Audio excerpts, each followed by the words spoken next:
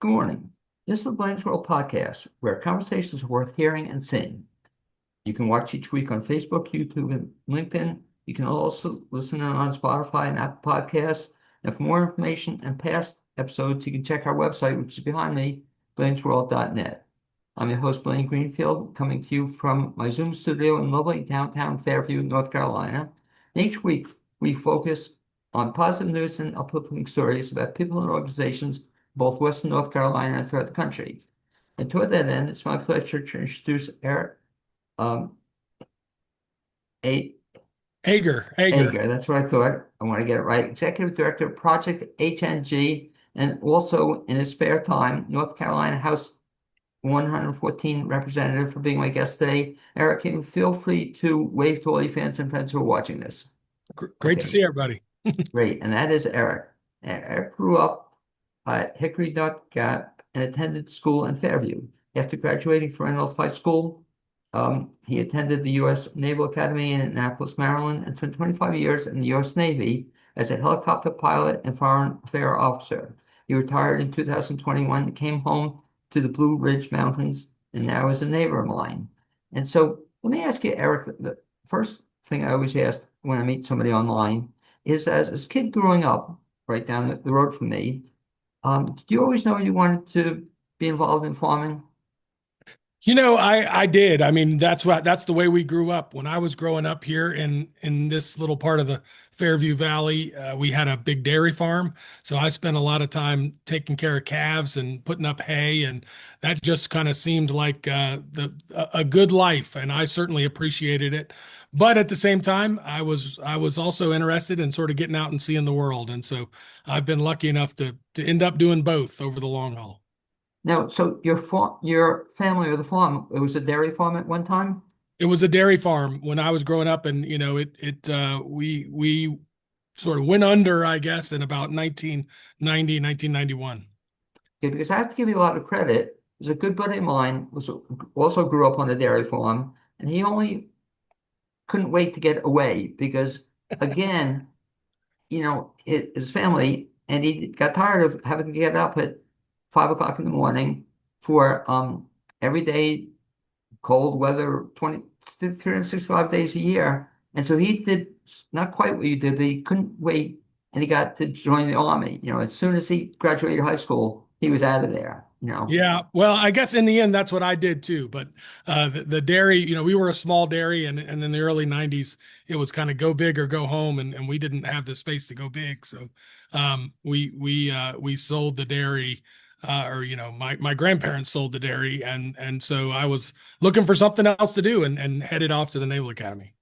And so when you went to the Naval Academy, what did you study or what were you involved in with the Naval? So I studied political science at the Naval Academy, did a master's or a bachelor's degree in political science, and then went on to flight school and flew helicopters all over the world. Did a funny scholarship in Turkey, and then went back, worked in the Pentagon for 4 years. Lived in Turkey for 6 years total, off and on. Was the naval attaché in Turkey, and then worked in Germany at the end of my career as a working on the Ukraine challenges just prior to the war. And so what got you back to then the farm?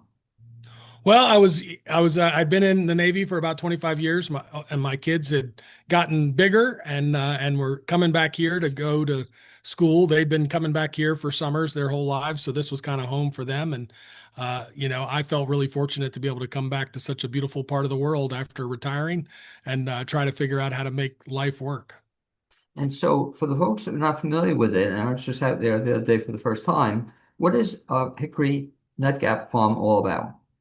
Yeah, so we have Hickory Nut Gap Farm has been around for a long time, but in the late 90s, I guess my brother graduated from school, and he and his wife sort of transformed the farm into a primarily meat operation. So we grow have cows, pigs, turkeys, and chickens primarily, but have tried a little bit of everything on the farm side. And then my mother, ever since I was a little kid, has been running a horse camp with her sister, and they did a camp for 50 years, And she maintained that horse operation all the way through. And when I retired, we decided to turn it into a nonprofit and really try to focus in on how do we help folks that have not always had the opportunity to get out and run around on a farm like we did, and get them out, both riding horses and also coming out for summer camp and doing pottery, and really just having that outdoor experience of getting dirty, away from your phones, and having a good time, and being really tired by the end of the day. So that's what we focused on. And that's what I saw, I guess, the other day for the first time, and it kind of blew me away. It's just such a cool facility. So it's a farm, but it's mostly then now that part was mostly a camp then. Yeah, so we have, really two operations. That we have the farm side, which does the meats and has a farm store and is a great place to visit. But then we also have Project HNG, which is the nonprofit wing, and it is focused primarily on horses and on, most of the year horse lessons. We have do some agricultural education and have some Saturday programs. We have some veterans programs. As somebody who's a veteran, we try to get some veterans out to ride, and then we do a little bit of equine therapy, and then run the camp in the summer. And the camp has been a long-term success. And we for 6 weeks, it's just a day camp. We bring kids in at 9 in the morning and run them around on horses and doing pottery and doing art and doing theater and doing games, and they just generally have a great time running around on the farm for a full day, and then come back every day for a week. And that's the thing I think that blew me away. Now I remember a couple of weeks ago I did a show on the equine therapy, and I never heard of that before. But what's that all about then? Yeah, I mean, I would say, it's not something that we have traditionally done over the long haul, but we're trying to figure it out. It is the kind of this, I think there is something about humans and horses and the fact that we evolved over many centuries together. And so there is a real special bond between humans and horses. And what equine therapy does, it's not generally riding horses around. It's generally trying to really form a bond with an animal, and try to communicate all those nonverbal cues. And what that does is it helps folks who are sort of unable to build solid human relationships, to practice the skills that are required on a horse who is generally more understanding. Now I'll give a shout out, name's escaping me, you would know it, to the woman involved in that now. Yeah, so we have a great lady named Amy Alamana, who Right. is working to build that program up, and she is working with our team, and we have a great team at Hickory Nut Gap. We've got Emma Claire Hoffman, who's our primary instructor. We've got Addie Lalumondier, who is our operations specialist, as well as teaching lessons, and then a new team member, Eric, who is teaching lessons, and is going to be kind of investigating how we build this equine therapy program. Okay. So that's just one component of what you do. So people can check into for this if you want to research. It's kind of a cool thing. But you also mentioned the camp then. So the camp is coming up this summer. Every summer you run the camps? Yep, we run this camp every summer. It's generally the last 2 weeks of June and all of July, and 4 weeks, first 4 weeks of July. So we do 6 weeks of camp, and each week is separate. So you can sign up for one, or you can sign up for all six, and that is really our big summer program, and really what that's the program that has driven so many people to be connected to the farm and to the camp and horses in general. So if folks want to get information, we'll take each of these many things you folks are doing. Just about the camp itself, what's the best bet? Yeah, the best bet, and for the camp and really for all of it, is to go to our website, which is projecthng.org. So projecthng.org. And we have all the information there. You can sign up. You can email if you have questions. You can certainly call the number there, and you'll get some answers to all your questions about how that works. But the camp is starting to fill up, but we certainly still have spots available every single week, and so we'd love to have people join us. So it's kind of cool. So they can go just 1 week, or they go for 6 if they want. They can go as many as they want. So go from there then. So the nonprofit aspect, what does that do, and how does that tie into it? Yeah, so the nonprofit really is the other thing that we do over the summer is we bring in scholarship kids for the summer camp, and then we do scholarships as well for riding lessons for folks that really, horses are a really expensive thing to own and operate, and so most people just don't have access these days because you need quite a bit of land and you need quite a bit of money in order to access horses. And so we work with Big Brothers Big Sisters, we work with Buncombe County Department of Social Services, and we work with the Caring for Children, another organization that helps out a lot with with foster kids primarily. And we do 10 scholarships a week to the camp. So we bring in kids from these organizations, and then also have an application period where folks can apply to attend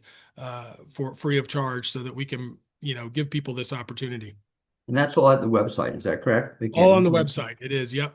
And so go from there then, so for the nonprofit, but people can also come in on their own and can they get at the website information on horseback lessons if they want to? Yes. No, we do horseback riding. We don't do horseback riding lessons during the camp period. Gotcha. So generally our horseback riding program starts in September. It kind of goes with the school year. So starts in September and ends at the beginning of June, when school comes to an end. So we do that all year long, even through the winter. And we have, so you got to be a little bit hardy and ready to get out in the cold a little bit. But if it's too terrible, we do cancel sometimes in January and February when it gets miserable. And so even if people have never gone on horse, they can learn to horseback ride? We start from scratch, from the beginning. Absolutely. Well, something also, I think it's a person I was talking to you about off the air. They can they keep their horses at your place?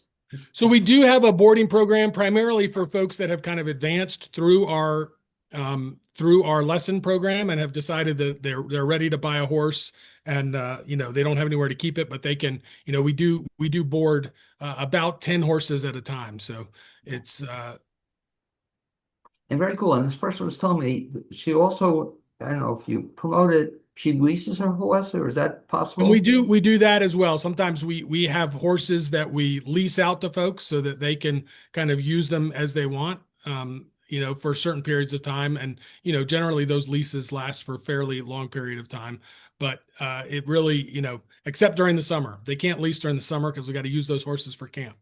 Well, it's such a cool option because she didn't know if she wanted to own horses. She eventually wants to, but she wanted to try out the process, and you offered her the opportunity. What a great way to do this. Yeah, well, we're trying to provide as much access as we can, and it's I think 100 years ago, pretty much all people had regular interaction with horses, but these days it's pretty unusual and generally takes a lot of resources. Now, since we're mentioning, we'll give a shout out to her. I think it's Ann Miller, is it? Yep.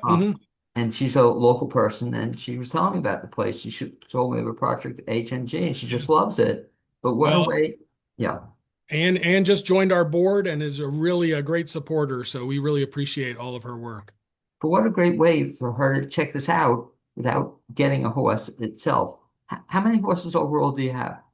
So we have, including boarders, we have, just over 40. So I think there's 43 at the moment. That number kind of fluctuates around, and sometimes we get a new one, and sometimes we lose one here or there. But we have just over 40 at the moment, and that's kind of the top of the line. That's about as many as we can handle on our pastures and with our operation.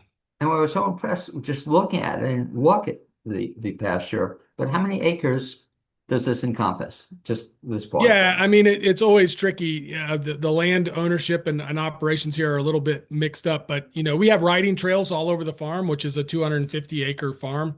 But the horse operation operates now on about 25 acres. Kind of that's where the horses are regularly. That's where our rings are, our barn is, our pastures are. But then we actually just procured another 5-acre pasture just across the road. So we're trying to expand a little bit and make sure that we have enough pasture land for all the horses.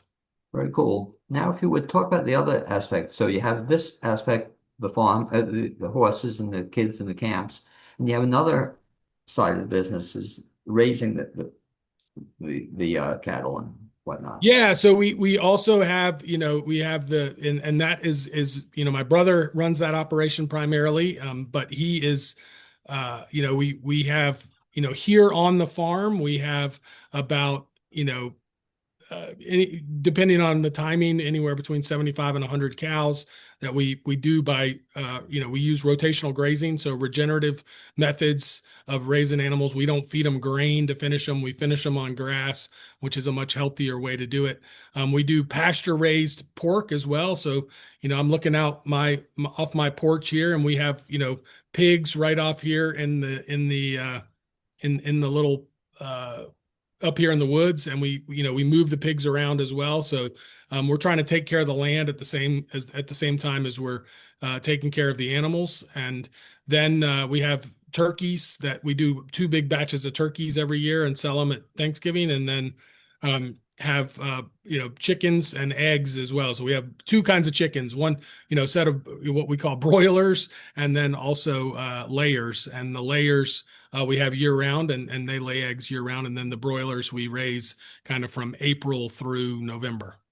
And in terms of the turkeys, I always wonder, Eric, because we have near us, you see turkeys just wandering about, and I wonder how they like survive, or they Yeah, there's a lot of wild turkeys here, a lot more than there used to be. I think we have a lot less hunting than we used to in Fairview, than when I was growing up. I saw one this morning actually walking across the road. You know, there's a we live in a pretty abundant environment here with lots of hickory nuts, and all kinds of other insects and things for turkeys to eat. It's really a great environment for turkeys, as well as good places to hide and operate. So I think the turkeys do pretty well in our environment.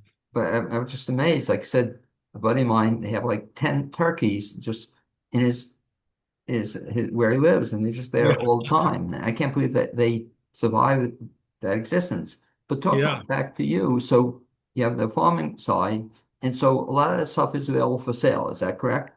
Yeah, so we have a farm store here on the farm, and so we have pretty much it all, and a butcher shop. So we've got butchers that will cut meat to order, as well as make great bolognas and make great salamis and sausages that are really fun. And it's always a great idea to go in there and talk to Brian Birmingham and his butchery team and find out exactly what they're working on that day, and you can really watch them do it. And they'll cut things to order. They'll do anything that you really can do within reason. And the other part of that business is Jamie also has a big bunch of partner farmers who raise animals in this same sustainable regenerative way. And so there's a meats company as well that brings all that meat together, and we operate out of a warehouse in Flat Rock. And so we pretty much have everything available all the time. It's not like a small mountain farm that you only have certain things sometimes. And so where is that located exactly? So the warehouse is in Flat Rock, but we Right. have partners sort of all around the southeast that raise mostly cows, but pigs as well. Cows and pigs all over the southeast. But in terms of people coming in to buy stuff, is there at the That is farm? at right on Sugar Hollow Road, 57 Sugar Hollow Road, which is right here at the bottom of the farm. And if people want to find out information about that, best bet again to go to the website. Yeah, well, they can go to with the other website for that business is hickorynutgap.com. Right. And so it's all available there. Is any of this uh, available through mail order? You can absolutely mail order meat from the store. Okay. So the amazing thing about you, Eric, is aside from running this part of the farm with your brother, in your spare time, you're also involved politically. And talk just a little bit about the whole family in terms of I've known and voted for your dad, you know, ever since I've been in this area. Was this always part of growing up to be involved politically? Yeah, I think we certainly grew up in a political family, no doubt about it. Our grandfather, so my mother's father was, and her mother and father, and her family really is the one that owned this property and grew up here and built this farm to start with. But when I was growing up, our grandfather, Jamie Clark, who many people in the area still remember, was both served as on the school board, and he served in the North Carolina House and the North Carolina Senate. And then off and on, he was the U.S. congressman from here for through the 80s. He would win one and lose one, and then win one and lose one. It was a close That election. that was before my time. But anyway, so Yeah. he was your grandfather. That was And my then, grandfather. And yeah. then my dad, got elected in 2014 to the North Carolina House, and he served for 8 years. And so, yeah, the sort of ethos of service has been strong in our family. We have been given a good Presbyterian heritage, I guess, on service to the rest of the community, and that really is what drives a lot of what we do. So how did you and your brother get involved in it then? Well, I retired from the Navy in 2021, came back home. My brother roped me into running the meat side of the farm, and I started the nonprofit, and then I got asked to run. The North Carolina legislature is a little bit of a difficult sell to get people to go down there because it's the pay's not great, and the and you got to drive 4 hours to Raleigh to get there, and you got to go, once a week when you're in session. And so it's hard to find people to do it, but fortunate to have a Navy pension and can kind of make it work. And so I went down, I got elected for the first time in 2022 and started serving in 2023. So I'm in my second term in the North Carolina legislature. And so are you up for re-election this coming year? I am up for reelection in 2024. We run every 2 years in the North Carolina General Assembly, but I don't actually have an opponent in this election. So I'm trying to figure out how to be useful in other ways. Okay, so that's the best kind of election to run for, where you don't have an Yeah, appointment. it doesn't seem right, but it is what it is. Yeah. Oh, is that a pleasure? So I do I even get to vote for you or no? You probably will get the vote for me. I'll still be on the ballot. Oh, I, okay. I think as long as I get one vote, I'm probably good. Oh, is that well? No, I always vote for Ager. Just an aside, I didn't know your dad. I think I only met him a couple of times, but remember I had some problem. I contacted his office and it was great. It helped me right away with it. So I was always Well, impressed with you. that's the most rewarding thing about being in the General Assembly is you really can help people. You don't have the power to sort of do whatever you want in a legislature, but you can certainly get people to answer your phone calls and answer your emails and solve problems for people as they come up.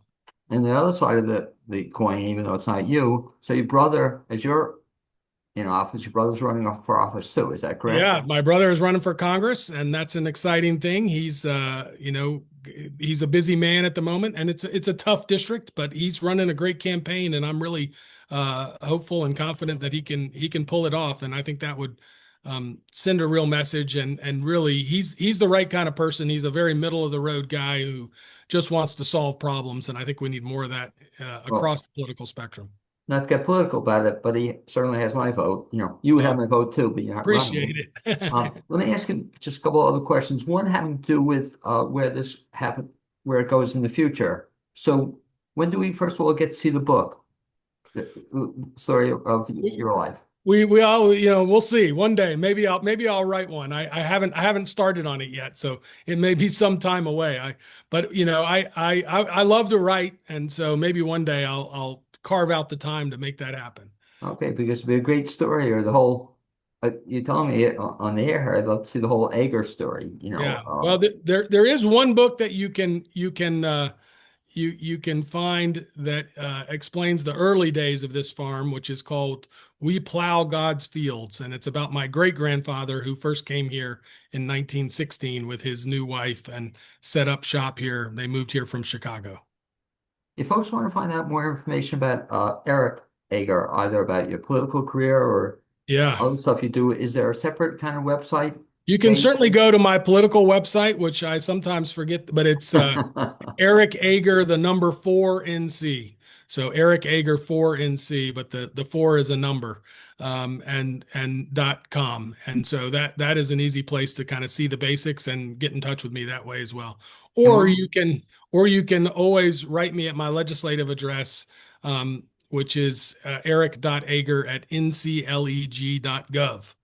okay. And one last time, if people want to get information about the farm or about for the kids, or even I assume you also take donations to people if they want to We donate to the do. nonprofit. Yep, we do. And that's that you can do all of that at projecthng.org. Okay, well, exciting stuff, and just whatever you're doing, just continue it. I really appreciate all you do for the all you do for folks in Western North Carolina and you and your family. Well, Thank- thank you, Blaine, and thank you for having me. Okay, my pleasure. Thanks. Speak to you soon. Be well.